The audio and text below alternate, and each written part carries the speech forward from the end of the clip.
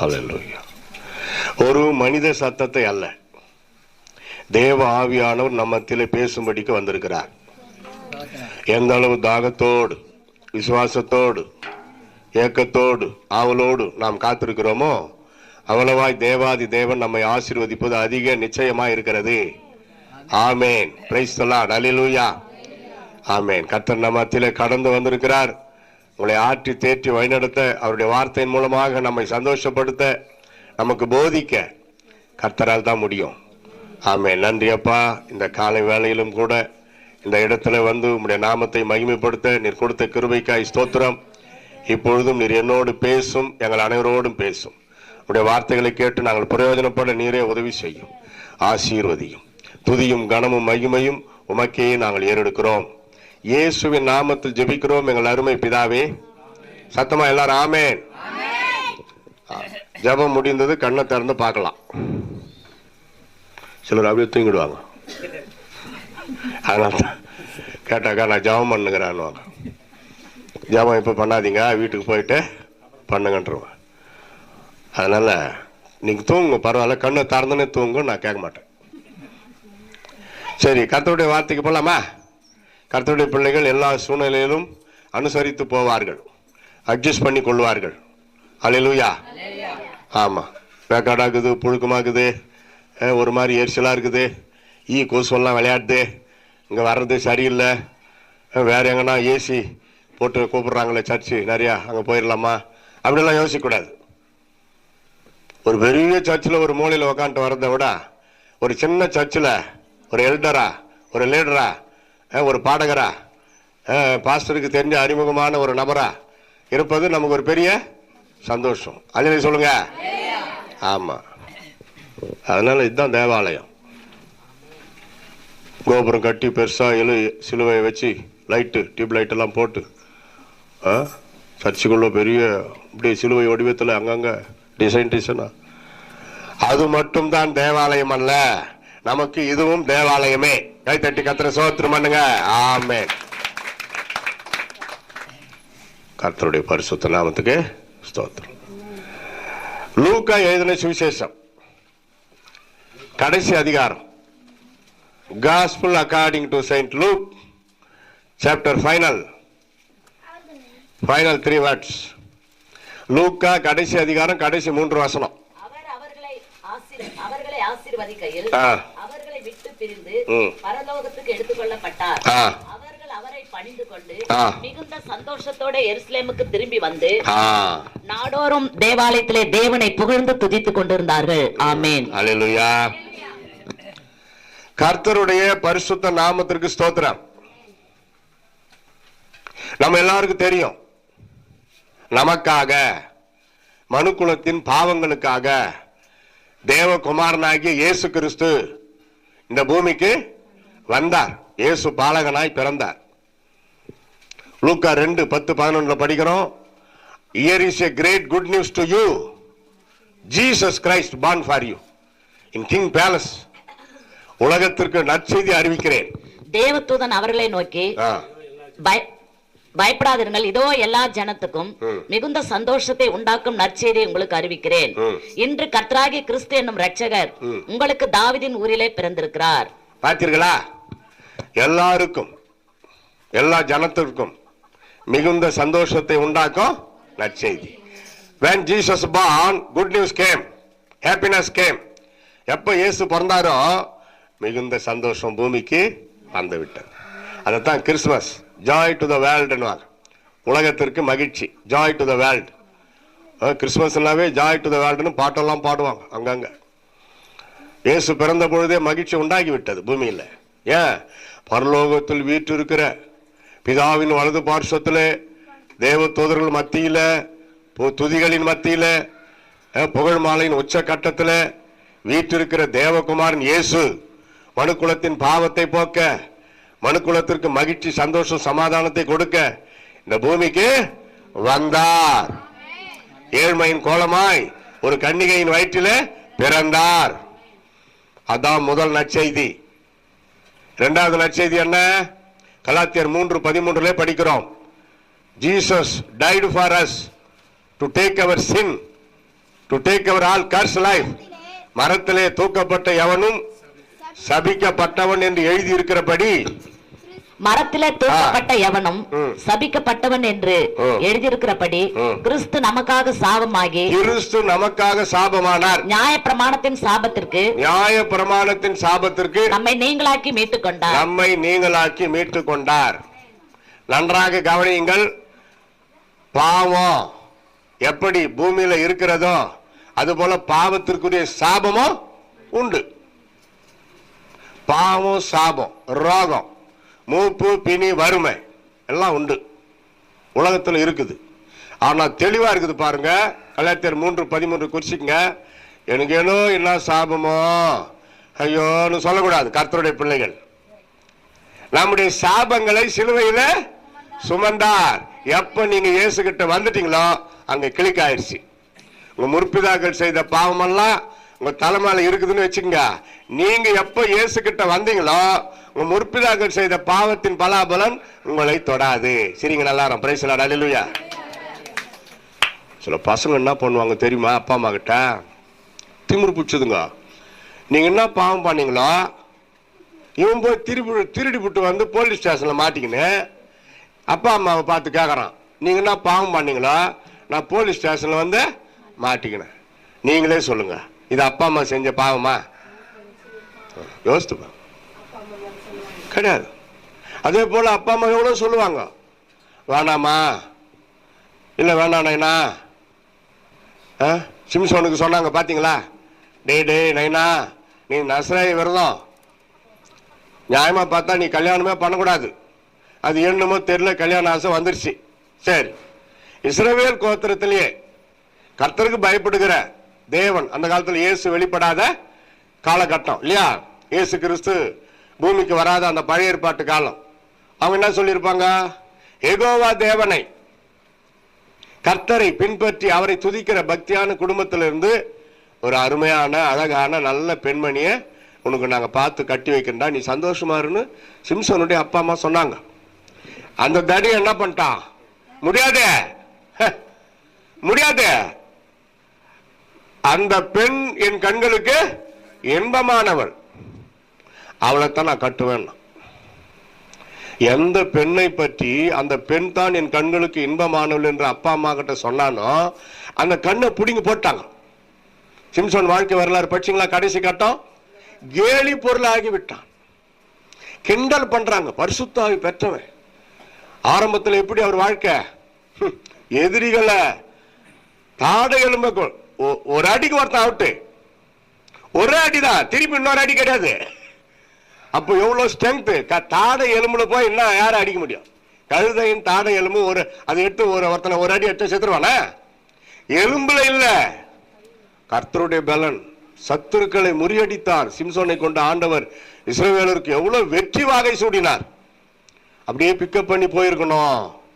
இச்சையினால அழகுல மயங்கி இச்சைக்கு அடிமைப்பட்டு கடைசி கட்டம் அவருடைய சாவு படிச்சீங்கன்னா பரிதாபமா இருக்கும். நம்ம வீட்டுல யாரும் செத்துவிட்ட மாதிரி பரிதாபமா இருக்கும். சிம்சோன் வாழ்க்கை தான். ஏன்? அப்பா அம்மா பேச்சை கேட்கறது இல்லை. சில பொட்ட பசங்க பாத்துக்கிறீங்களா? வேணாமா, அவன் வேணாம், அது சரியில்லை. இதுல வேற முன்கூட்டியே கிறிஸ்துவ பசங்க தான், கிறிஸ்துவ பசங்க தான் இதுங்களே மாப்பிள்ளை பார்த்துருது. சரி, பொண்ணு பார்த்துருச்சு, விரும்பிடுச்சேன்னு அப்பா அம்மா பாவம் பணத்தை சேர்த்து வச்சு கல்யாணத்தை பண்ணி வைப்பாங்க. 4 மாசம் கூட ஆகல, அடி வாங்கின்னு வருது. அப்பா அம்மா பிடிச்சிக்குன்னு திட்ட வேண்டியது. நீ விருப்பப்பட்டதுனாலதான் அப்பா அம்மா கல்யாணம் பண்ணி வச்சாங்க. அப்பா அம்மா உனக்கு மாப்பிள்ளை பார்க்கல. யோசிக்கணும். நிறைய இடத்துல அப்படிதான் தவறு நடக்குது.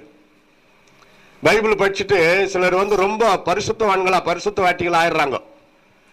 உனக்கு நிகரா உன்னை போல விசுவாசியான ஒரு மாப்பிள்ளைய பார்க்கணும். உன்னால முடியலையா? அப்பா அம்மா பொறுப்புல விடணும். சரிங்கம்மா, சரிங்கப்பா, நீங்க என்ன சொல்றீங்களோ அதுதான். அப்படி சொன்ன பிள்ளைகளுடைய வாழ்க்கை சந்தோஷமா இருக்குது. அதே சொல்லுங்க. ஒருவேளை அப்பா அம்மா படிப்பறிவு இல்லாம இருக்கலாம், அனுபவம் இருக்குதா இல்லையா? பெற்றோருக்கு எவ்வளவு அனுபவம், அவங்களுக்கு அவங்க எவ்வளவு பாடுபட்டு உங்களை பெற்று வளர்த்து ஆளாக்கி இருப்பாங்க.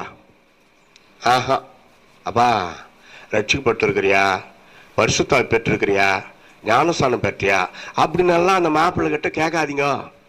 முன்கூட்டியே ரிசர்வ் பண்ணி வச்சிடறாங்க. என்னடா இதுன்னு சொல்லிட்டு அப்படியே ஒண்ணுமே கேட்காம அந்த பொண்ணுக்கு கீழ்ப்படிஞ்சு கல்யாணத்தை பண்ணி வச்சா அதுக்கப்புறம் ஆரம்பிக்குது பிரச்சனை. நிறைய பேர் வாழ்க்கையில் நம்ம பார்க்குறோம்.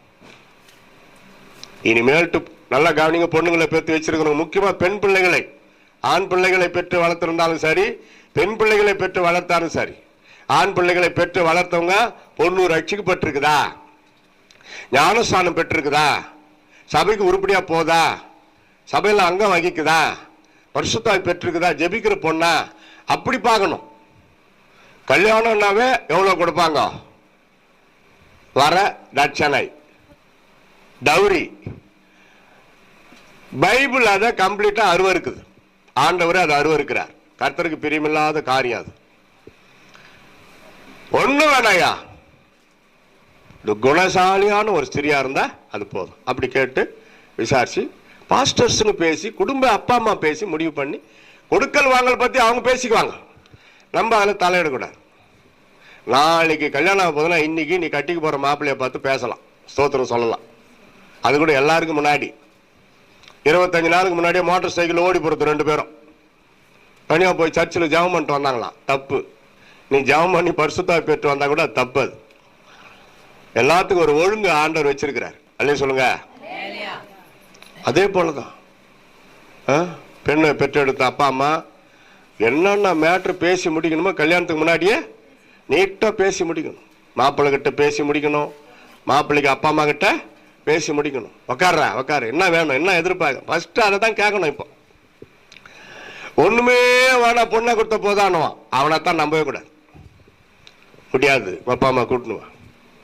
முதல்ல நீ ரட்சிக்கப்பட்டிருக்கிறியா, ஞானஸ்தானம் பெற்றிருக்கிறியா, பரிசுத்தா பெற்று, உங்க பாஸ்டர் யாரு எல்லாம் கேட்கணும். ஆவிக்குரிய சர்ச்சை விசுவாசி, ஆவிக்குரிய சர்ச்சை விசுவாசி பையனை தான் கட்டணும். அல்லேலூயா. இத கோட்டை விட்டீங்க, முதல் கோணல் முற்றும் கோணல். அப்புறம் இடையில வந்த தப்பு குறைங்களை வச்சுக்கணும். ஆரம்பம் வேறு root. What is the root of your fault? அதைத்தான் நாங்க பார்க்கணும். இஸ்ரவேல் தேசத்துக்கு பயங்கரமான தோல்வி, எல்லாரும் அழறாங்க உக்கான்னு. எதுக்கு அழற, எதுக்கு யோசிக்கிற? இந்த இப்படிப்பட்ட பெரிய தோல்வி வந்ததற்கு காரணம் யாரு கண்டுபிடினார்? ஒரே ஒருத்த மாட்டினான். அவன் பேர் தான் ஆகான். சொல்லுங்க. போர்ல என்ன செய்யணுமோ அதைத்தான் செய்யணும். எதிரிகளை வெட்டி வீழ்த்திட்டு அவங்களை ஜெயிச்சுட்டு வரணும். அதை விட்டுட்டு வேற வேலையில இறங்கிட்டான். யாரெல்லாம் தோப்புன்னு விழறான். வேற ஒருத்தன் வெட்டி எந்தெந்த எதிரி விழறானோ அவன் கழுத்தில் இருக்கிற செயின், மோந்திரம், சால்வை, பெட்ஷீட்டு எல்லாம் எடுத்து சுருட்டிக்கணும் வந்துட்டான். அதனால வந்த விளைவு. ஆனா எப்படி பழைய ஏற்பாட்டு காலத்தில் ஒழுங்கு என்ன, வெற்றி பெற்று எல்லாம் முடிந்த பிறகு அந்த தலைவர் சொல்லுவார். உதாரணமாக யோசபாத் சொன்னாரு, பகைவர்களை நம்ம வெட்டி வீழ்த்தி விட்டோம், அந்த பாளையத்தில் கிடக்கிற அத்தனை உடைமைகளை நீங்க எடுத்துக்கோங்க, எவ்வளவு உங்க கைக்கு மாட்டுதோ அதாவது அவங்க அவங்களுக்குட்டாரு. எப்படி இருக்கும்? பெட்ஷீட்டு, சால்வை, தங்கம், செயினுங்க எல்லாம் யார் யார் எவ்வளவு எடுத்தாங்களோ அதை அவங்க அவங்களுக்கு கொண்டு போயிடுங்கட்டாரு. அப்படிதான் உண்மை. அதான் உண்மையான ஒரு ஆசீர்வாதம். அதே போல எலெக்ஷனுக்கு முன்னாடி 1000, 2000, 5000 வந்து கொடுப்பாங்க, எங்களுக்கு ஓட்டு போடுங்க. அது சட்டப்படி பைபிள் படி தப்பு. ஐயா நாங்க இதெல்லாம் வாங்க மாட்டோம்யா, நாங்க உங்களுக்கு தான் போடுறோம் ஆகட்டும், எங்களுக்கு இது வேண்டாம். ஐயோ 5000 ரூபாய் போதே, ஒரு வீட்டுல 10 பேர் இருக்கிறாங்கன்னா 10, 5, 50. ஐயோ 50,000 நாசமா போயிடும் நம்ம வீடு. கஞ்சி குடி போதும், எலுமிச்சங்க ஊருக்கா 10 பைசா கஞ்சி செஞ்சு ரேஷன் அரிசி கொடுக்குறாங்களா ஃப்ரீயா? தமிழ்நாட்டில் தான் ஃப்ரீ, 20 அரிசி கிலோ. இங்க எப்படி தெரியல, ஆந்திராவில் ஃப்ரீ தான். பிரைஸ் லார்ட், அல்லேலூயா. கர்த்தருக்கு ஸ்தோத்திரம். அப்போ ஏழ்மை தான் ரொம்ப முக்கியம். ஏழ்மை, சிம்பிள்னஸ். கர்த்தரை ஆசீர்வதிக்கட்டும், அவரே ஆசீர்வதிக்கட்டும். ஆனா ரேஷன் மூலமா வருது பாருங்க, ரேஷன் கடை மூலமா, அது நியாயமான ஆசீர்வாதம். அவன் என்ன சலுகை கொடுக்குறாங்களோ அது என்னது கவர்மெண்ட் மூலமா, அரசாங்க சட்டத்துக்கு உட்பட்டு முதலமைச்சர் ஒரு தமிழ்நாட்டு பெண்மணிக்கும் 2000 ரூபாய் தராரு, ஒரு ஸ்கீம் வரும். ரேஷன் கடையில் நீங்க போய் அதை வாங்கிக்கலாம் அப்படின்லாம் வரும். அது ஆசீர்வதிக்கப்பட்ட பணம். குறுக்கு வழியில் போகக்கூடாது. விசுவாசம் அப்படிதான் நிறைய பேர் ஏமாத்திட்டான். பணத்தை காட்டி, மோகத்தை காட்டி, இச்சையை காட்டி, அலங்காரம். பரலோகம் போனோமா ஆண்டவர் சொல்ற மாதிரி நடக்கணும். பெற்றோர் மேல பழி போடாத. சாபம் உன்னாலதான் வந்துச்சு. இப்போ பழைய ஏற்பாட்டையே இன்னும் பேசக்கூடாது. பெற்றோர் செய்கிற பாவத்தின் பலன் 4ஆம் தலைமுறை நான் விசாரிக்கிறவரா இருக்கிறேன். விசாரிக்கிறவரா இருக்கிறேன்னு தான் இருக்குது. விசாரிக்கிறது ஒரு பாவமா, தண்டனையா? விசாரிப்புனால என்ன அர்த்தம்? அது நல்ல காரியம். அதை சாபமா நினைச்சுக்கிட்டு, அதை தண்டனையா நினைச்சுக்கிட்டு, நீ பண்ண பாவம் எங்களை தாக்குதுன்னு கூட. அதுவும் 3ஆம் 4ஆம் தலைமுறை. அப்படியேப்பட்டவங்களுக்கு நான் கேட்கிறேன், நீ அனுபவிக்கிற துன்பம் அப்பா அம்மா செஞ்ச பாவமா, அவங்க அப்பா அம்மா செஞ்ச பாவமா, அவங்களுக்கு அப்பா அம்மா செஞ்ச பாவமா? சொல்லணுமா இல்லையா? ஏன்னா ஆண்டவர் சொல்லிட்டாரு 3ஆம் 4ஆம். அத்தையை மட்டும் பிடிச்சிக்கிறீங்க, ஏன்னா அப்பா அம்மா உயிரோடு இருக்கிறாங்கல்ல, அவங்கள சாவடிக்கணும். அதனால சரி, இந்த வார்த்தையை கேட்கிற நீ, அதாவது மக்களுக்கு, விசுவாசிகளுக்கு தான் இது. அப்பா அம்மா மேல பழி போட்டு அவங்க பண்ண பாவத்தினாலதான் அந்த சாப நான் துன்பத்தை அனுபவிக்கிறேன்னு சொல்ற ஒரு பெண்ணோ பையனோ, கொஞ்சம் வெயிட் பண்ணு.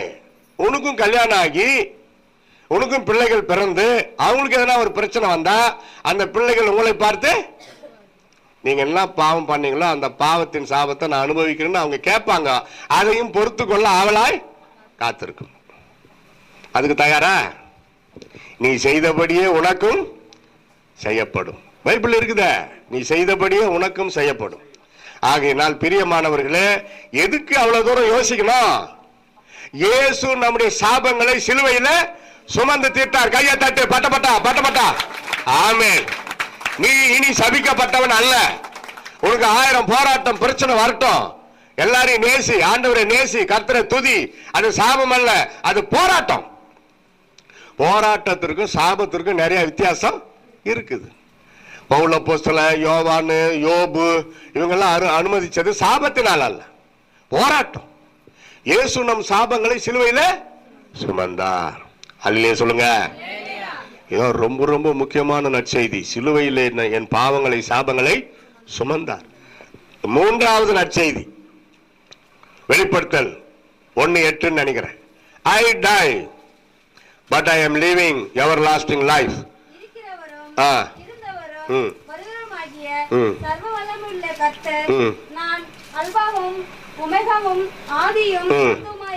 சரி, 18. மரித்தேன், ஆனாலும் இதோ சதாகாலங்களிலும் உயிரோடு இருக்கிறேன். இயேசு கிறிஸ்துவே, உயிர்த்தெழுந்த இயேசுவே சொல்லுகிற சாட்சி வார்த்தை இது. நான் மரித்தது உண்மை, மனுக்குலத்தின் பாவத்திற்காக நான் மரித்தேன், ஆனாலும் இதோ சதா காலங்களிலும் நான் உயிரோடு இருக்கிறேன். உயிர்த்தெழுந்த இயேசு நம்மோடு கூட இருக்கிறார். கையை தட்டி கர்த்தரை ஸ்தோத்திரம் பண்ணு. ஆமென். ஓ, செத்து போன ஒரு மனிதனையோ, செத்து போன ஒரு மகானையோ, சாமியார்களையோ, சன்னியாசிகளையோ நம்ம வணங்கல. அவர் உயிர்த்தெழுந்தார். அவர் உயிர்த்தெழுந்த அந்த சமாதி, அந்த கல்லறை இன்றைக்கும் இஸ்ரவேல் தேசத்தில் காலியாக இருக்கிறது. சந்தேகமா இருந்தா போய் பார்த்துட்டு வாங்க. 1 லட்சம் ரூபாய் செலவாகும் ஏரோப்ளானுக்கு. போயிட்டு வரீங்களா? என்னத்துக்கு? யூடியூப்ல போடுங்க, இயேசு உயிர்த்தெழுந்த கல்லறைன்னு போடுங்க.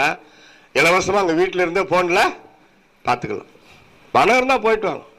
உங்க பணத்தை நாங்களா கேட்டோம், பார்த்துட்டு வாங்க. ஆனா இயேசு சொல்றாரு, கண்டு விசுவாசிக்கிறவனை விட காணாமல் விசுவாசிக்கிறவன் பாக்கியவான். இதான் நற்செய்தி. இவ்வளோண்டு நமக்காக செய்து முடிச்சுட்டு அவர் போறாரு, சீடர்களை கூட்டிக்கிட்டு பெத்தானியா வரை அழைத்து கொண்டு செல்லுகிறார். மறுபடியும் லூக்கா கடைசி அதிகாரத்துக்கு வாங்க. அவர் தம்முடைய சீடர்களை பெத்தானியா வரைக்கும் அழைத்து கொண்டு செல்லுகிறார். பெத்தானியா வரைக்கும் அழைத்து கொண்டு செல்லுகிறார்.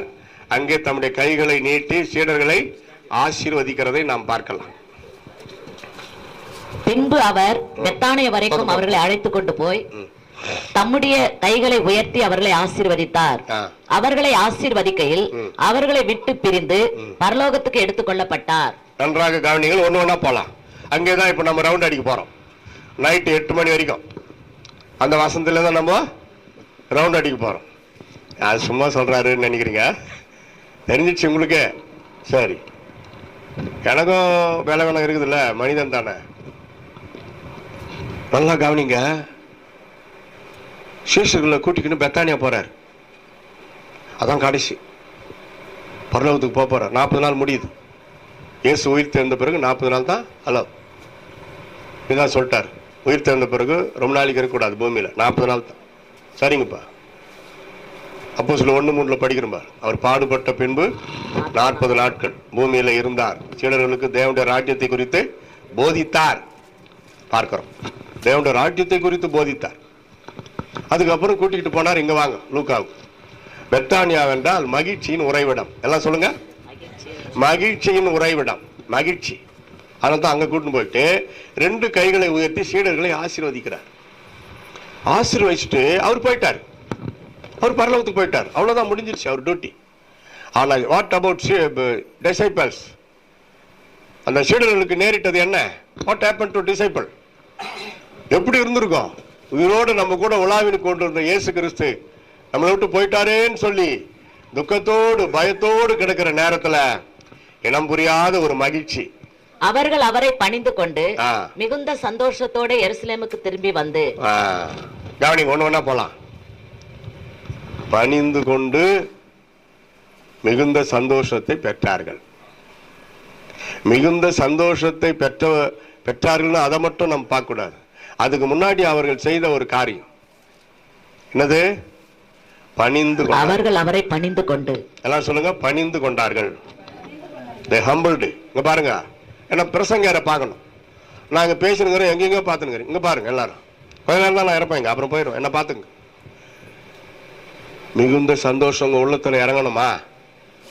பணிவு தேவை. எதிர்த்து பேசக்கூடாது. மகனே மகளே எதிர்த்து பேசினாய், oh very happy, I am getting, இந்தா கிஃப்ட் கொடுப்பார, கொடுக்க மாட்டேன். கர்த்தருடைய பிள்ளைகளுக்கு தாழ்மை தேவை. தாழ்மை உள்ளவர்களுக்கு கர்த்தர் கிருபைகளை அளிக்கிறார். பெருமை உள்ளவனுக்கோ எதிர்த்து நிற்கிறார். அப்பா அம்மாவை எதிர்த்து பேசுறது, முறைக்கிறது, கிண்டல் பண்றது பயங்கரமான தப்பு. கர்த்தர் அவைகளை அருவருக்கிறார். தாழ்மை தாழ்மை. இயேசு தேவகுமாரனா இருந்தாலும் மரியம்மாவுக்கு யோசேப்புக்கு ரொம்ப கீழ்ப்படிந்து தான் வளர்ந்தார். 30 வயசு வரைக்கும் எவ்வளவு பொறுமையா இருந்திருக்கிறார் பாருங்க. பிதாவின் கட்டளைக்கு கீழ்ப்படிந்தார். அவர் ஊழியத்துக்கு வரனா 20 வயசுல வந்துக்கலாமே, இல்ல 30 தான். அது வரைக்கும் அப்பா அம்மாவுக்கு ஹெல்ப் பண்ணார்.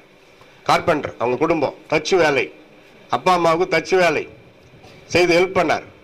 கட்டையில பொம்மை எல்லாம் செஞ்சு ஜனங்களுக்கு பசங்களுக்கெல்லாம் கொடுத்துருக்கிறார், சரித்திரம் சொல்லுது.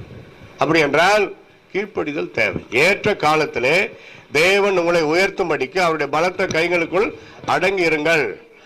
என்ன நடக்குதோ தெரியல, ஆனா என்னமோ ஒண்ணு நடக்க போதுரா டேய் மத்தேயு, எல்லாம் பணிந்து கொள்ளலாம் சொல்லி எல்லாம் சாஷ்டாங்கமாய் விழுந்து அவர்கள் அவரை பணிந்து கொண்ட பொழுதுதான் ஆண்டவராக இயேசு கொடுத்துட்டு போன அந்த ஆசீர்வாதத்தினுடைய பலன், மிகுந்த சந்தோஷம் அவங்க உள்ளத்துல இறங்கி விட்டது. அந்த சந்தோஷத்தினாலதான் உலகமெல்லாம் சுற்றி திரிந்து இயேசுவின் நற்செய்தியை அவர்கள் பரப்பினார்கள். அதுல ஒருத்தர் தான் தோமா. நம்ம தமிழ்நாட்டுக்கு வந்தாரு, கேரளாக்கு வந்தாரு. கேரளாவில் 18 சர்ச்சு கட்டினார். கேரளாவுக்கு வந்தப்போ ஒரு ராஜா கிட்ட வந்து சேர்ந்தார். அந்த ராஜாவுக்கு ஒரே ஒரு பையன், அவனை கரடி கடித்து அந்த பையன் மரித்து விட்டான். இந்த தோமா வந்தார், மரித்த அந்த பையனை உயிரோடு எழுப்பி விட்டார். இயேசுவின் நாமத்தில் உயிரோடு எழுப்பி விட்டார். அந்த ராஜா சரண்டர் ஆயிட்டார் தோமா கிட்ட. ஒரே மகனை உயிரோடு எழுப்பி விட்டாய், உங்களுக்கு என்ன வேணும் கேளுங்க அப்படின்னு. எனக்கு ஒன்றும் வேணாம், சர்ச்சு கட்டுறதுக்கு இடம் கொடுங்க, சர்ச்சு கட்டி கொடுங்க, நாங்கள் ஏசப்பாவை துதிக்கணும்னார். 18 சர்ச்சு கட்டினார். அங்கிருந்து தமிழ்நாட்டுக்கு வந்தார். கன்னியாகுமரி பக்கத்தில் திருவிதாங்கோடு அப்படின்னு ஒரு இடம். அங்க தோமாவே சொந்த கைகளால் அழகான ஒரு தேவாலயத்தை கட்டியிருக்கிறார். நாங்கள் ஒரு 4-5 முறை அதை போய் பார்த்துட்டு வந்தோம். அங்கே வீடியோவெல்லாம் எடுத்தோம். தோமா தான் சொந்த கைகளால் கட்டின தேவாலயத்தை பார்க்கறதுக்கு எவ்வளோ ஆசை இருக்கும். போய் பார்த்தோம். அவருடைய சடலம் சாந்தோமில் இருக்குது. கன்னியாகுமரிக்கு உள்ள திருவிதாங்கோட்டுக்கும் அங்கேக்கு என்ன சம்பந்தம்? இங்க ஊழியங்கள் எல்லாம் முடிச்சுட்டு சென்னைக்கு போனார். அங்க போய் திருவள்ளுவர் வீட்டில் தங்கி இருந்துதான் அவர் ஊழியம் செய்தார். ஏசப்பா ஊழியத்தை செய்தார். வரலாறு அப்படிதான் சொல்லுது. அப்போ ஒரு குறிப்பிட்ட இடத்துல பரங்கி மலையில ஒரு கார்டன், ஒரு இயற்கையான தோட்டம், அப்பெல்லாம் ஏது நல்லா சரி பண்ணி வச்சிருந்தாங்க. அதிகாலை திருவள்ளுவருடைய மனைவி சொன்னாங்களாம், ஆனா இப்ப போவாதீங்க, எனக்கு என்ன ஒரு மாதிரி இருக்குது. இல்லம்மா நான் போய் ஜெபம் பண்ணிட்டு வரேன்னு. அன்னைக்குதான் ஒரு மனிதன், ஒரு தீவிரவாதி, அடையாளம் சொல்றேன் புரிஞ்சுங்க, சாப்பிட்றதெல்லாம் சைவம், பண்ணது அசைவம், பின்னாடி வந்து குத்திட்டான். கோழை பின்னாடி வந்து குத்தனாவே அந்த குத்தனவன் யாரு? கோழை. ரத்தம் சொட்ட சொட்ட சாந்தோமரை ஓடி இருக்கிறார். அங்க போய் தான் மரித்தார். அவரை குத்தப்பட்ட இடம் பெரிய தேவாலயம், அந்த மலை மேல வரைக்கும் சாந்தோம்ல ஒரு பெரிய தேவாலயம். அவர் சரீரத்தை அங்கதான் அடக்கம் பண்ணியிருக்கிறார். சரித்திர நாயகர் இயேசு கிறிஸ்துவுக்காக ஊழியம் செய்த சீடர்களிலே ஒருவர் தோமா நம்ம நாட்டுக்கு வந்தார். கைத்தட்டி கத்திர சோத்திரம். ஆமென். எவ்வளவு பெரிய ஆசீர்வாதம். நம்மள இயேசுவின் ரத்தம் எப்படி மனுக்குலத்தின் பாவத்திற்காக சிந்தப்பட்டதோ, தோமாவின் ரத்தம் சாட்சியாய், இயேசுக்கு சாட்சியாய் நம்ம தமிழகத்துல சிந்தப்பட்டதை பார்க்கலாம். நமக்கு மகிழ்ச்சியை கொடுக்கும்படியா. பாத்தீங்களா, மகிழ்ச்சியை நாம் தக்க வைத்துக் கொள்ளணும்னா தாழ்மை. பாருங்க, அவங்க சாஷ்டாங்கமாய் விழுந்து பணிந்து கொண்ட பிறகுதான் அந்த மிகுந்த மகிழ்ச்சி. அந்த வசனத்தை படிச்சீங்கன்னா, மிகுந்த சந்தோஷத்தோட அண்டர்லைன் பண்ண அந்த வசனத்தை, அவர்கள் மிகுந்த சந்தோஷத்தோட எருசலேமுக்கு வராங்க. அங்க எங்க வராங்க பாருங்க, நாடோறும் தேவாலயத்திலே தேவனை புகழ்ந்து துதித்துக் கொண்டிருந்தார்கள். ஆமென். அப்படிதான் இந்த புக்கே முடியுது. டேய், நான் மிகுந்த சந்தோஷம் பெற்றுக்கொண்டேன், இனிமே நான் உங்க கூட இருக்க மாட்டேன்டா, நான் தனியா போறேன். கல்யாணம் பண்ணி வச்சா தனி கொடுத்துன்னு போயிடுறாங்களே, அத்தான் வானா, உங்க அப்பா அம்மா கூட வானா, அடிக்கடி பிரச்சனை வரும், அத்தான் நம்மளுக்கு வேண்டியதெல்லாம் வாங்கிக்கிங்க, நம்ம தனி கொடுத்துன்னு போயிடலாம். அப்படி இல்லாம அவங்க என்ன பண்ணாங்க, ஒருமனப்பட்டார்கள். அந்த மிகுந்த சந்தோஷத்தோட சீடர்கள் ஒருமனப்பட்டார்கள். ஒருமனப்பட்டு எங்கே சென்றார்கள்? தேவாலயத்துக்கு சென்றார்கள். சொல்லுங்க எல்லாரும், எங்க போனாங்க? இப்ப நம்ம எங்க வந்திருக்கிறோம்? தேவாலயத்துக்கு வந்திருக்கோம். அப்ப பாத்தீங்களா, நாள்தோறும் அந்த வார்த்தையை கவனிங்க, நாள்தோறும் அவர்கள் தேவாலயத்துல தேவனை துதித்து கொண்டும் புகழ்ந்து கொண்டும் இருந்தார்கள் என்றுதான் அந்த புஸ்தகமே முடியுது. தேவாலயத்துல முடிகிற ஒரே புஸ்தகம் இந்த லூக்கா தான். தேவாலயம் பார்த்தீர்களா, தேவாலயம் நமக்கு எவ்வளவு முக்கியம்.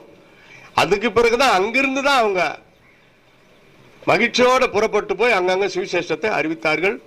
அப்போஸ்தலர் நடவடிக்கைகள் ஆரம்பிக்கிறது. அதுக்கப்புறம் அவங்க ஊழியம் எப்படி எல்லாம் செய்தாங்கன்னு சொல்லி. கர்த்தருடைய பிள்ளைகளே, மிகுந்த சந்தோஷத்தை இழக்காதீர்கள். உங்கள் கோபத்தினாலே, உங்க வெறியினால, உங்க பண ஆசையினால, உங்க பொய்யினால, விபச்சார வேசித்தனத்தினால, கர்த்தருக்கு பிரியமில்லாத கள்ள காரியங்களினால, அந்தரங்க ரகசிய பாவங்களினால, கர்த்தராகி இயேசு கிறிஸ்து சிலுவையிலே மரித்து சம்பாதித்து கொடுத்த அந்த மிகுந்த சந்தோஷத்தை இந்த அற்ப பண ஆசைக்காக இழக்காதீங்க. நீங்க என்ன தவறு குறை செய்தாலும் உங்க சந்தோஷத்தை அது என்ன செய்யும்? தானா நிறுத்திடும். முதல்ல குறைக்கும், அப்புறம் எடுத்துரும், அதுக்கப்புறம் நெகட்டிவ் ஆயிடும். உங்களால சிரிக்கவே முடியாது. ஒரு காலத்துல நன்றாக சிரித்து கொண்டிருந்தவர்கள் இப்ப சிரிக்கிறது இல்லை. என்னன்னா ஏதோ வந்துருச்சாங்க, உள்ள வந்தாச்சு, ஆட்டி படைக்கிறான். அவங்க நினைச்சுன்னு இருப்பாங்க நம்ம பரலோகத்துக்கு தான் போறோம்னு. இல்ல, அது வேற ஏதோ வந்தாச்சு. ரட்சிக்கப்பட்டப்போ, பரிசுத்த பெற்றப்போ, அந்த ஊழியம் ஆரம்பிக்கிற அந்த ஆரம்ப காலம், விசுவாச வாழ்க்கை ஆரம்பிக்கிறப்ப என்ன மகிழ்ச்சி, உற்சாக, சந்தோஷம், அது அப்படியே கடைசி வரை தக்க வைத்துக் கொள்ளுகிறவர்கள் பாக்கியவான்கள். அல்லேலூயா. கர்த்தருக்கு பயப்படுறவங்க தான் பரலோகம் போக முடியும். துணிந்து, சவுல் சொன்னா பாருங்க, துணிந்து, நான் துணிந்து இந்த காரியத்தை செய்து விட்டேன். என்ன ஒத்துக்கிறான்? கர்த்தருக்கு பயப்படாம நான் துணிந்து என் இருதயத்தை கடினமாக்கி கொண்டேன். நான் துணிந்து, நீங்க வர்றதுக்கு முன்னாடி நான் பலியிட்டுட்டேன். அவனே ஒத்துக்கிறான். அதான் சாமுவேல் தீர்க்கதரிசி கேட்கிறாரு, நீ புத்திஹீனமா இதை செய்தாய். ஆசாரியனுடைய வேலை ஆசாரியன் செய்யணும், ராஜா வேலை ராஜா செய்யணும். ஆசாரியனாகி நான் செய்ய வேண்டிய காரியத்தை நீ ஏன் செய்தாய்? சாமுவேல் கேட்கிறாரு. பவுலால பதில் சொல்ல முடியல. சவுல் பின்மாற்றம் அடைந்த பிறகு சாமுவேல் அவர் தப்ப ஊரெல்லாம் போய் சொல்லல, கலங்க வைக்கல, கோல் சொல்லல. அவர் இப்படியா, சவுல் இப்படி ஆயிட்டான். ராத்திரி எல்லாம் ஆண்டவர்கிட்ட அழறாரு. பைபிள்ல படிச்சுப்பார். அந்த இரவு முழுவதும் சாமுவேல் தீர்க்கதரிசி ஒருவேளை தூக்கம் வந்துட்டா தூங்கிடக்கூடாதுன்னு சொல்லி பச்சை தண்ணி எடுத்து தலை மேல தெளிச்சுக்கிட்டு அந்த தூக்கம் போயிடும். அப்படி ஜெபம் பண்ணி இருக்கிறார். நம்ம என்ன பண்றோம்? எப்படியா நாசமா போ, கர்த்தருக்கு ஸ்தோத்திரம், நான் நல்லா இருக்கிறேன், கர்த்தர் என்னை சந்தோஷமாக மகிழ்ச்சியாக ஹல்லேலூயா பாருங்க வைத்திருக்கிறார். நீ எப்படியானா நாசமா போ. நான் எத்தனை முறை சொல்றது, நீ திறந்தல, நான் என்ன பண்றேன் அப்படி சொல்லிட்டு வந்துடும். கடைசி வரை பரிதாபம் தான் படம். ஒரு ஆத்மாவுக்காக ஜெபிக்கிறீங்களா, அது சாகர வரைக்கும் அல்லது அவங்க ரட்சிக்கப்படுற வரைக்கும் நம்ம ஜெபம் பண்ணிக்கிட்டு தான் இருக்கணும். ரட்சிக்கப்படாதே செத்து போயிட்டானா அப்பதான் ஆகணும். ஐயோ அட பாவி, பெரிய ஒரு ஆசீர்வாதம், அந்த சொர்க்கத்தை, அந்த மகிழ்ச்சியை, பரலோக ராஜ்யத்தை, அந்த ஸ்ரீ வைகுண்டம் மகிழ்ச்சியை, அந்த சொர்க்கத்தின் ஆசீர்வாதத்தை இழந்து விட்டாயடா, ஒன்னு அவ்வளவுதான் அப்படின்னு ஒன்னு ஆழலாம். எத்தனை நாளைக்கு ஆழ முடியும்? ஆண்டாண்டு தோறும் அழுது புரண்டாலும் மாண்டோர் மீண்டும் வருவாரோ? வர முடியாது. ஆனா கர்த்தருடைய பிள்ளைகள் மீண்டும் வருவார்கள். அவரோடு கூட பாடுகளை சகிப்போமானால் அவரோடு கூட ஆளுகையும் செய்வோம். எங்க ஒரு கிராமத்துல ஒரு மூலையில உட்கார்ந்து இருக்கிறோம் தானே, நம்மளை யாருன்னா கண்டுக்கிறாங்களா? இயேசுவை துதிச்சா பைத்தியக்காரன்றாங்க, கைப்பிரதி கொண்டு போய் கொடுத்தா என்ன மத மாத்திரையான்றாங்க. அவங்க மடக்கி எத்தனை ஒண்ணு பண்ணுவாங்க. சோர்ந்து போகவே கூடாது, அந்த மகிழ்ச்சியை இழக்கவே கூடாது, தக்க வைத்துக் கொள்ள வேண்டும். கர்த்தர் கொடுத்த அந்த மன மகிழ்ச்சியை இழக்கவே கூடாது. கடைசி வரை, என் மரண பரியந்தம், இயேசு வரும் வரை என் மகிழ்ச்சியை நான் இழக்கவே மாட்டேன். பவுல் எழுதுகிறார் பிலிப்பியர் 4:4, கர்த்தருக்குள் எப்பொழுதும் சந்தோஷமா இருங்கள், சந்தோஷமா இருங்கள் என்று மறுபடியும் உங்களுக்கு சொல்லுகிறேன். Rejoice in the Lord always. Again I used to say rejoice in the Lord always. மறுபடியும் ஒரு முறை சொன்னால் சிலருக்கு மண்டையில ஏறாது, அதான் மறுபடியும். நம்மளை பத்தி அவருக்கு தெரியும். ஒரு முறை சொன்னா சிலர் செய்ய மாட்டாங்க பாத்தீங்களா, ரெண்டாவது முறை சொன்னாதான் ஓஹோ கண்டிப்பா செய்யணும் போலக்குது. நாங்களாம் சின்ன பசங்களா இருக்கிறப்போ எங்க அப்பா சொல்லுவார், டே அந்த இடத்துல கூட்டம் அடிச்சு கட்டி வச்சுக்குதுடா மாடு, பசுமாடு, ஒரு பசுமாடு ஒன்று வளர்ப்போம் ரொம்ப செல்லமா. பொழுது போதுடா 6 மணி போய் அதை பிடிச்சின்னு வந்து இங்கே தொழுவத்தில் கட்டுன்னுவார். என்கிட்ட தான் என் முகத்தை பார்த்தா சொல்லுவார். நான் போய் தான் ஆகணும், வேற வழியே கிடையாது. ஆனால் நான் அது அவர் சொன்ன வார்த்தை கேட்ட பிறகும் என் பாட்டுக்கு தெருவில் விளையாண்டு இருப்பேன். வந்து வாசல் இப்படி நிற்பாரு, டேய் இங்கோட என்ன சொன்ன நாங்க என்னடா சொன்ன அது சொல்லு, நீ தான் சொல்லலாம். நான் திமிரு பாரு மறந்துவிட்ட மாதிரி. மாடை பிடிச்சின்னு வந்து தொழுவத்தில் கட்ட சொன்னல, அப்படி சொன்ன பிறகுதான் இன்னும் யாரும் பிடிச்சின்னு வந்து கட்டல. டேய் உனக்கு தானடா சொன்ன, நீ தானே பிடிச்சின்னு வந்து கட்டினா, நீ யாரை எதிர்பார்த்த? சரி போறேன், அப்பதான் போவேன். அதை பிடிச்சின்னு வந்து கட்டுறதுக்கு 1 மணி நேரம் லேட் ஆகிடும். நம்மளை நம்பி நம்ம கிட்ட சொல்றாங்க, நம்ம தான் அதை செய்து ஆகணும். அது போலதான் மறுபடியும் உங்களுக்கு சொல்றேன், பாரமான ஒரு கல்லை தூக்கிட்டு அங்க போடுங்க நான் சொன்னாரு. கர்த்தருக்குள் எப்பொழுதும் முதல்ல அதை செய்யுங்க, அதுக்கப்புறம் ஊழியத்தை செய்யலாம். உன் உள்ளத்துல உனக்குள்ள நீ கர்த்தருடைய சந்தோஷத்தை அனுபவிக்கிறாயா? உன் குடும்பத்துல நீ கர்த்தருக்குள் சந்தோஷமா இருக்கிறாயா? திருமணம் ஆகாதவங்க கர்த்தருக்குள் சந்தோஷமா இருக்கிறீங்களா? அந்த நாளுக்காக, அந்த திருமண நாளுக்காக ஜெபம் பண்ணி கொண்டு சந்தோஷமா இருக்கிறீங்களா? திருமணமான தம்பதியர் கணவன் மனைவி கர்த்தருக்குள் சந்தோஷமா இருக்கிறீங்களா? செல்ஃப் எக்ஸாமினேஷன், உங்களுக்குள்ள கேள்வி கேட்டு பாருங்க. எதையாவது பேசி குழப்பத்தை உண்டாக்கி புருஷனுடைய உள்ளத்தையும் கெடுத்து அவருக்கும் கோபத்தை உண்டாக்கிட்டு துக்கத்தை உண்டாக்கிட்டு உங்களுக்கும் நிம்மதி இல்லாம துக்கத்துல எத்தனை நாளைக்கு இப்படி இருக்க முடியும்? ஒருவரை ஒருவர் கனம் பண்ணுங்கள், ஒருவரை ஒருவர் உற்சாகப்படுத்துங்கள், ஒருவரை ஒருவர் சந்தோஷப்படுத்துங்கள். அதாயா குடும்பம். அல்லேலூயா சொல்லுங்க. ஒரு நாளைக்கு 1/2 மணி நேரம் சிரிச்சு இருக்கணும்ன்றாங்க டாக்டர். ஒரு நாளைக்கு மொத்தம் 1/2 மணி நேரம். காலையில தூங்கி வந்து நைட்டு பெட்டுக்கு போறதுக்கு முன்னாடி வரைக்கும் கணக்கு போட்டு பார்த்தா 1/2 மணி நேரம் ஆயிருக்கணும். ஒரே அடியா இல்ல, ஒரே அடியா 1/2 மணி நேரம் சிரிக்க சொல்ல நான். தூக்கின்னு போயிடுவாங்க. இந்த ஏரியாவில் எங்க ஆஸ்பத்திரி இருக்குதா?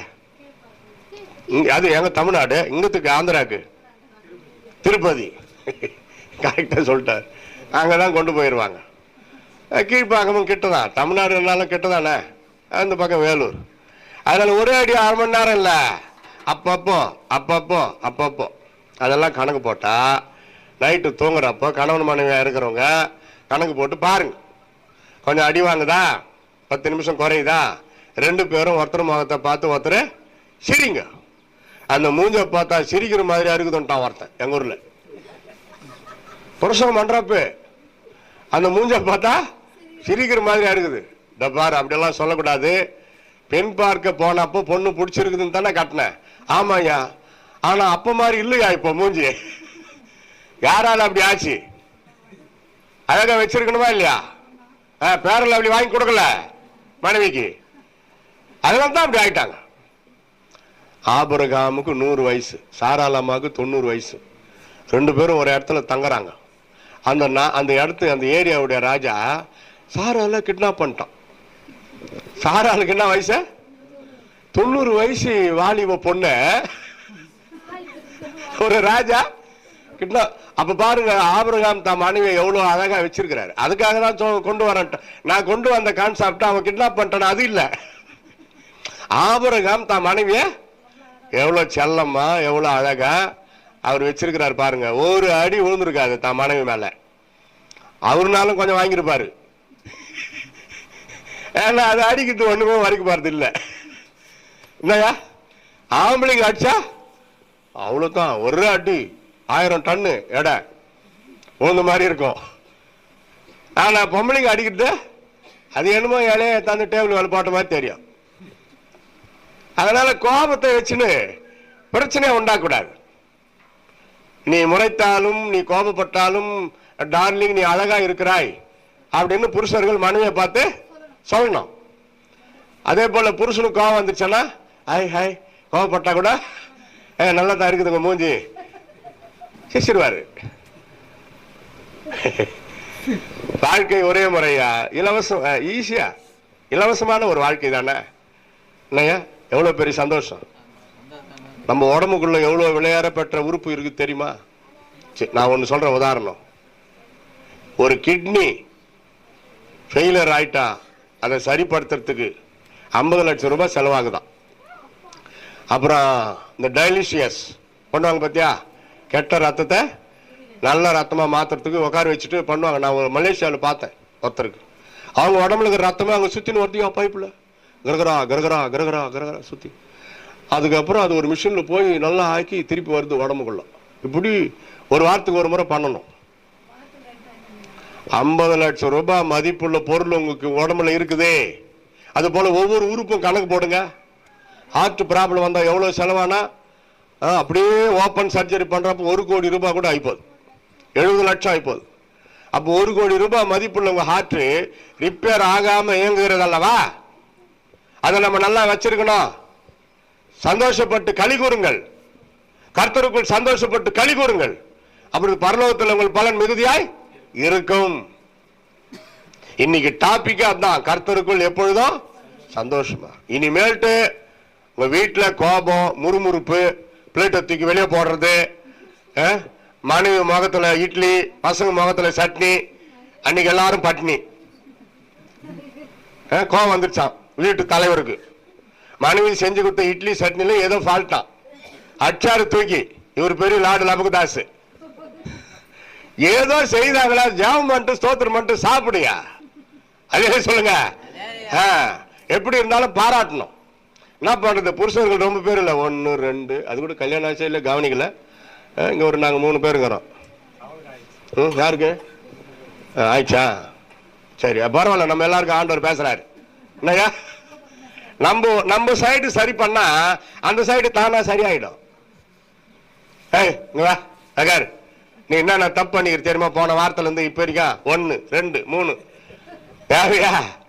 நம்ம ஆண்டவரா சொல்லுங்க, ஆண்டவரா? நம்ம குறைகள் இல்லாதவர்கள் யாரும் இல்லை ஆண்டவரை தவிர. அதனால குறைகளை மன்னிக்கணும். புருஷன் குறைய மனைவி மன்னிக்கணும், மனைவி குறைய புருஷன் மன்னிக்கணும். சமையல் எப்படி இருந்தா ருசிக்கு அல்லையா, பசிக்கு தான் சாப்பாடு.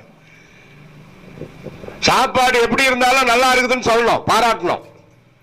நான் 40 வருஷம் அப்படிதான் சொல்லுங்கிறேன்.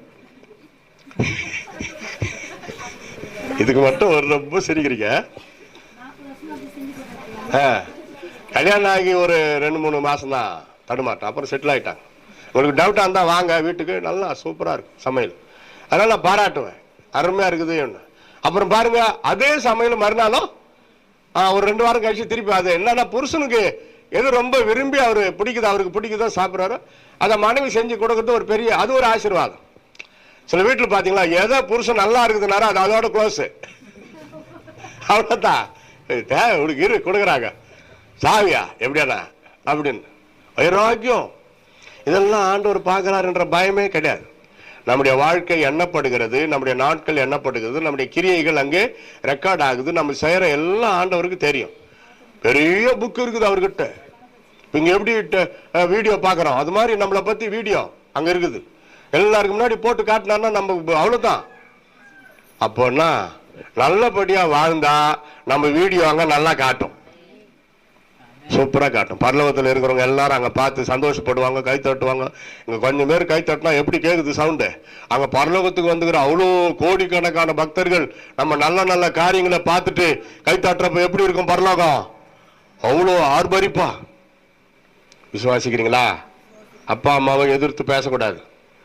அம்மா சாப்பாடு போட்டு எது ஊட்டினாலும் நல்லா கரெக்டா சாப்பிடணும். அது எப்படி இருக்குதோ பெற்ற அம்மாவுக்கு தெரியும். பெற்ற அம்மாவுக்கு தெரியும் சாப்பாடு எப்படி கொடுக்கணும் பசங்களுக்குன்னு. சோறுல தயிர் போட்டு கொஞ்சம் தண்ணி ஊற்றி உப்பு போட்டு ஊட்டுவாங்க, அவ்வளவுதான். அது வாயில ஊட்டும். நீ தானே கேட்கறேன். இதே மீன் குழம்பு செஞ்சு போட, மம்மி சூப்பர், அப்பாவுக்கு வச்சிருக்கிற மீனை கூட எடுத்து போடுமா எனக்கு, நான் பேசிக்கிறேன் அப்பா கிட்ட. அப்படி ஆயிடும். பசிக்குதான் சாப்பிடணும், ருசிக்கு அல்ல. நம்ம உடம்பு நல்லா இருக்கணும், அவ்வளவுதான். ஒருத்தன் டாக்டர் கிட்ட போனானா, ஐயா சுகரு, பிபி, கொழுப்பு எல்லாம் ஏறி போய்க்குது. டாக்டர் செக் பண்ணாரு, டைம் ஆயிடுச்சு. டாக்டர் செக் பண்ணாரு, இல்ல டாக்டருக்கு டைம் ஆகல எனக்கு. டாக்டர் அந்த நோயாளி செக் பண்ணாரு, ஃபுல்லா கொலஸ்ட்ரால், சுகர், பிபி ஏறி போய் ஊசி போட்டாரு, மாத்திரை கொடுத்தாரு. அப்புறம் சீட்டில் மாத்திரைங்கெல்லாம் எழுதி கொடுத்தாரு, பீஸ் எல்லாம் வாங்கிட்டார். சரிங்கய்யா ரொம்ப நன்றி, போயிட்டு வரேன்யா. சரி சார் கொஞ்சம் வாங்க, இந்த மாத்திரை மருந்து சாப்பிட்டா மட்டும் போதாது, நான் சொல்றத கொஞ்சம் கவனமா கேளுங்க. சொல்லுங்க டாக்டர். காலையில 2 இட்லி, சட்னி, சாம்பார். மத்தியானம் 1 கப்பு சோறு, புழுங்கல் அரிசியில 1 கப்பு சோறு, கீரை வகை தான், கீரையோ காய்கறி. சாயந்தரம் சர்க்கரை இல்லாத ஒரு டீ குடிக்கலாம். நைட்டுக்கு 2 சப்பாத்தி, அது எண்ணெய் படக்கூடாது. ரொட்டி வட இந்தியாவில் போட்டு கொடுப்பாங்க, ரொட்டி ட்ரை, சுக்கா ரொட்டி, எண்ணெயே படக்கூடாது. இப்படி அது 2 தான். இப்படி நீங்க சாப்பிட்டாதான் உங்களுக்கு உடம்பு நல்லா இருக்கும், உயிரோட இருக்க முடியும்ன்றாரு டாக்டர். இவன் கேட்டானா, இதெல்லாம் என் சாப்பாட்டுக்கு முன்னாடியா என் சாப்பாட்டுக்கு பின்னாடியா? சிரிப்பு வரலையா? என்னடா அப்படி மறைக்கிறேன்னா, சிரிச்சிடறா, அப்புறம் ஹார்ட் அட்டாக் வரப்போகுது. சிரிப்பு வந்தா சிரிச்சிடணும். சிரிக்க மாட்டான்றாங்க பாரு சாட்சி, இனிமேல்ட்டு சிரிக்கிறதுக்கு மாறிடணும். சிரிக்க மாட்டாயா அவன்னு சொன்னவங்க, என் பையன் மாறிட்டான், நல்லா சிரிக்கிறான். பையனா என்ன தெரியல, பையனா பாருங்க. சிரிச்சிடணும், சிரிக்கணும், சிரிக்க வைக்கணும். எங்க அப்பா அம்மாவுக்கு என் மேல ஏன் ரொம்ப அன்புன்னா நான் சிரிக்க வைப்பேன். 5 பேர் எங்க அப்பா அம்மாவுக்கு பசங்க, 3 பையனுங்க 2 பொட்டை பசங்க. பவுல ரொம்ப நேசிப்பாங்க, அந்த பவுல நான் தான். ஏன்னா நான் சிரிக்க வைக்கிறேன், அவன் மன பாரத்தை குறைப்பேன். நல்லா சிரிக்க வச்சு கலங்கம் இல்லாத நல்லா பேசி வயசான காலத்துல அவங்களுக்கு ஒரு குஷி உண்டாக்கி, அதுக்கப்புறம் கொஞ்சம் பணம் கொடுத்துட்டு ஜெபம் பண்ணுங்கப்பா நாங்க போயிட்டு வரோம்னு சொல்லி ஜெபம் பண்ணிக்குவோம். அப்பா அம்மா மனசு நோகாத பார்த்துக்கிறதுக்கு இதுதான் சிறந்த வழி. அப்பப்போ கொஞ்சம் அப்படி மகாத்மா காந்தியை நீட்டணும். நீங்க வேற என்ன பண்ணாலும் அவங்களுக்கு அது அவ்வளவு திருப்தியா இருக்காது. அவங்க என்ன செலவு பண்றாங்க, யாருக்கிட்ட கொடுக்குறாங்க, அதெல்லாம் நம்ம கேட்க கூடாது. பணத்தை கொடுக்கணும், சாப்பாடு போடணும், நல்ல சோப்பு இதெல்லாம் வாங்கி கொடுக்கணும், நல்ல ட்ரெஸ் வாங்கி கொடுக்கணும். கிறிஸ்துமஸுக்கெல்லாம் அவங்களுக்கு தான் ஃபஸ்ட்டு ப்ரிஃபரன்ஸ் கொடுக்கணும். நாங்கள்லாம் அப்படி தான் செய்தோம். ஆண்டவருடைய கிருபையில் இந்த வயசு வரைக்கும் சந்தோஷமாக ஊழியத்தை செய்கிறோம். அல்லேலூயா சொல்லுங்க. பாருங்க, இன்னும் சப்ஜெக்டுக்கே போல, முடிக்கல. முடிக்க மனமின்றி முடிக்கிறேன். அவர்கள் தேவாலயத்திற்கு வந்தார்கள், நாள்தோறும் தேவனை புகழ்ந்தார்கள், துதித்தார்கள். அதுபோல அன்பு சகோதர சகோதரி, தேவாலயத்திற்கு முக்கியத்துவம் கொடுங்கள். அன்று தினந்தோறும் போனார்கள், இப்ப ஞாயிற்றுக்கிழமை தான். அப்படி இருக்கிறப்ப அதை கட் பண்ணாதீங்க. பிள்ளைகளோட, சொந்த பந்தங்களோட ஒரு திருவிழா மாதிரி, ஒரு ஆவிக்குரிய பண்டகை மாதிரி எல்லாரும் ஆலயத்திற்கு நல்ல சிறந்த ஆடைகளை உடுத்தி கொண்டு மகிழ்ச்சியா சந்தோஷமா தேவாலயத்துக்கு வாருங்கள். நான் அவர்களை என் ஜெப வீட்டில் மகிழ பண்ணுவேன் என்று கர்த்தர் சொல்லுகிறார். கை தட்டி கர்த்தரை ஸ்தோத்திரம் பண்ணுங்க. ஹல்லேலூயா, ஹல்லேலூயா, ஹல்லேலூயா, ஹல்லேலூயா. அப்படி எழுப்பி நிற்கலாம். என்னுடைய மனைவி சகோதரி மரியா பவுல் அவர்கள் ஒரு பாடல் பாடி உங்களுக்காக ஜெபம் பண்ணுவார்கள். உங்க நல்ல எல்லா ஆசீர்வாதங்களுக்காக. புது ஊழியக்கார் வந்தா ஒரு 5 நிமிஷம் லேட் ஆகும். நீங்க அதெல்லாம் வருத்தப்படக்கூடாது. பிரைஸ் லார்ட், ஹல்லேலூயா. ஆமா, முறுமுறுக்க கூடாது, வருத்தப்படக்கூடாது. அப்படியே எழுப்பி நில்லுங்க. புடிச்சு கம்பத்தை இழுத்து தள்ளுறாதீங்க.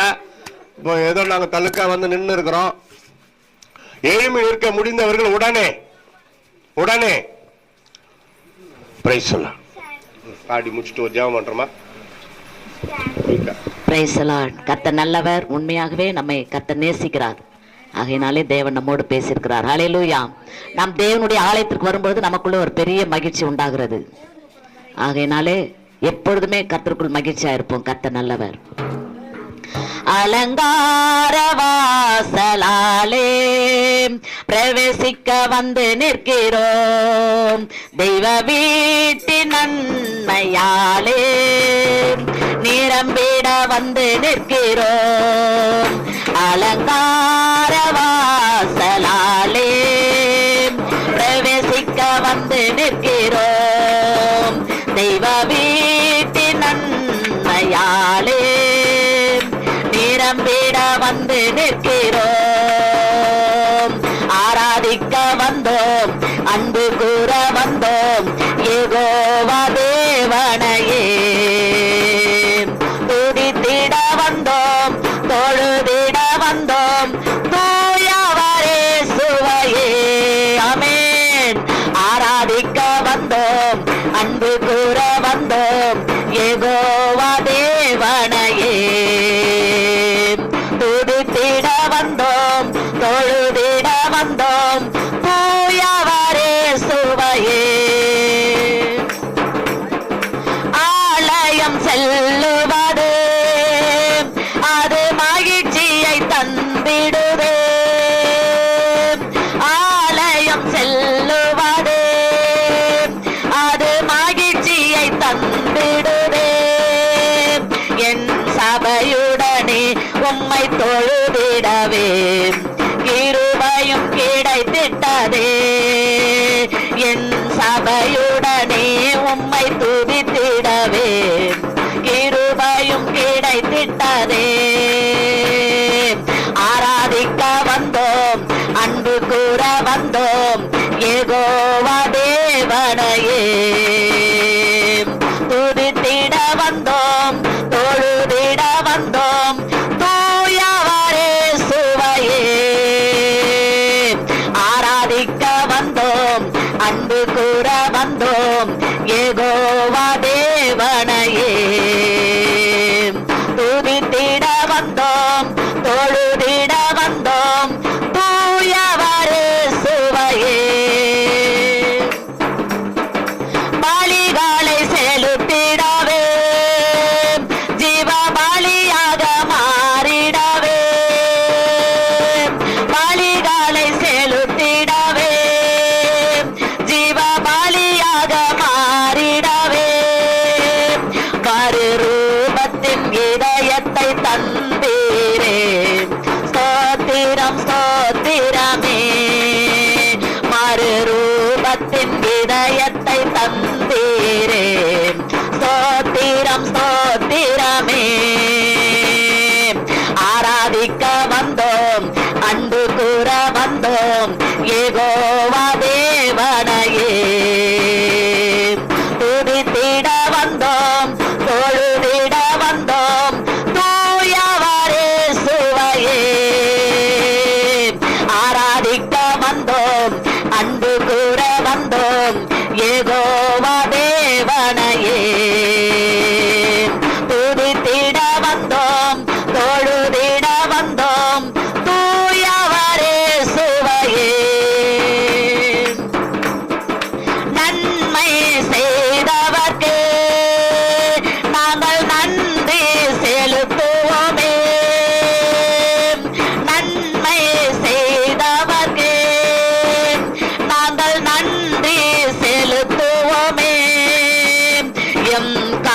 காணிக்கையை உம் கரங்களிலே உற்சாகமாய் விதைக்கிறோமே.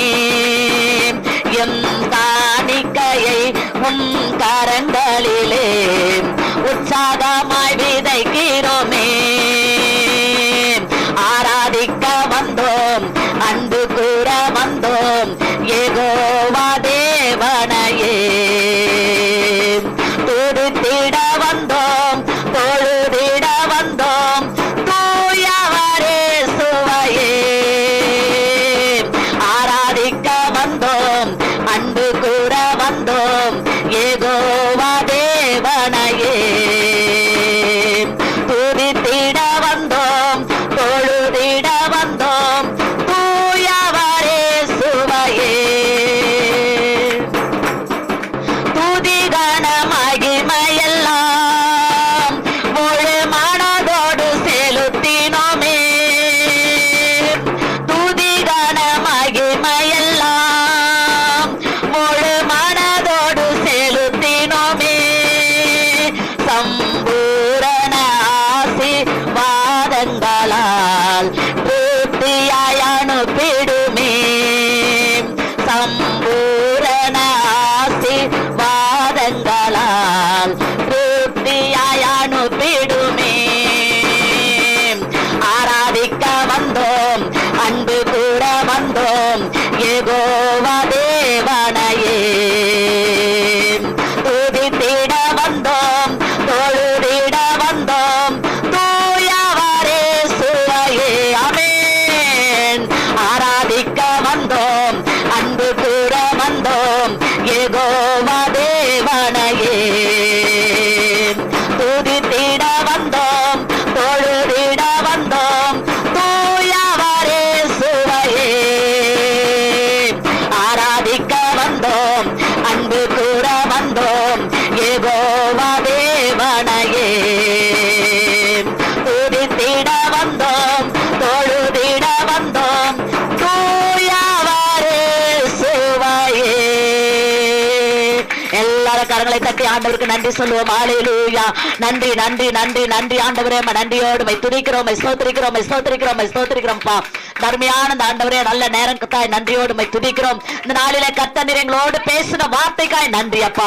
ஆமா ஆண்டவரே, எமக்கு நன்றி, எமக்கு நன்றி, எமக்கு நன்றி ஆண்டவரே. நீர் எங்களுக்கு கொடுத்த அந்த மகிழ்ச்சியை நாங்கள் தக்க வைத்துக் கொள்ள ஒவ்வொருவருக்கும் கிருபை செய்ய வேண்டுமா நாங்கள் ஜெபிக்கிறோம் ஐயா. கர்த்தருக்குள் எப்பொழுது நாங்கள் சந்தோஷமா இருக்க ஒவ்வொருவருக்கும் நீர் அந்த கிருபையை தர வேண்டுமா ஜெபிக்கிறோம். எத்தனை பிரச்சனைகள் போராட்டங்கள் வந்தாலும் உடைய சந்தோஷத்தை நாங்கள் இழந்து விடாதபடி கர்த்தர் தாமே எங்கள் ஒவ்வொருவருக்கும் அந்த அபிஷேகத்தின் வல்லமையினாலே எங்களை ஒவ்வொருவரும் நிரப்ப வேண்டுமா நாங்கள் ஜெபிக்கிறோம் ஐயா. உமக்கு நன்றி. ஒருவேளை துக்கத்தோடு பாரத்தோடு கஷ்டத்தோடு இந்த இடத்துல இருப்பார்களானால் அவர்களை இப்பொழுதே தொடுவீராக இயேசுவின் நாமத்திலே. ஒவ்வொருவருக்கும் விடுதலை கட்டளையிட வேண்டுமா ஜெபிக்கிறோம். குழந்தை இல்லாத பிள்ளைகளுக்கு குழந்தை பாக்கியத்தை தாங்கப்பா. திருமணம் ஆகாத சகோதர சகோதரிகளுக்கு திருமண பாக்கியத்தை கட்டளையிடுங்க ஆண்டவரே. தீராத வியாதினாலே பிரச்சனைனாலே போராட்டங்களினாலே இருக்கிற ஒவ்வொருவரை இப்பொழுதே தொடுவீராக இயேசுவின் நாமத்திலே. ஒவ்வொருக்கு வேண்டிய சுகம்பலன் ஆரோக்கியத்தை தாங்க ஆண்டவரே. எமக்கு நன்றி. உண்மையே நம்பி வந்திருக்கிற நம்முடைய பிள்ளைகளை நீர் ஒருபோது கைவிடாதபடி காத்துக்கொள்ளுங்க. வேலை இல்லாத பிள்ளைகளுக்கு வேலையை தாங்கப்பா. டாக்டர்களால் கைவிடப்பட்ட நிலைமையில இருக்கிற பிள்ளைகளை இப்பொழுதே தொடுவீராக இயேசுவின் நாமத்திலே. வல்லமை இறங்கட்டும் இயேசுவின் நாமத்திலே. பொல்லாத சபிக்கப்பட்ட பலவீனங்கள் வியாதிகள் துன்பங்கள் எல்லாவற்றையும் நிர்மூலமாக்கப்பட வேண்டுமா ஜெபிக்கிறோம். உம்மாலே கூடாத காரியம் ஒன்றும் இல்லையப்பா.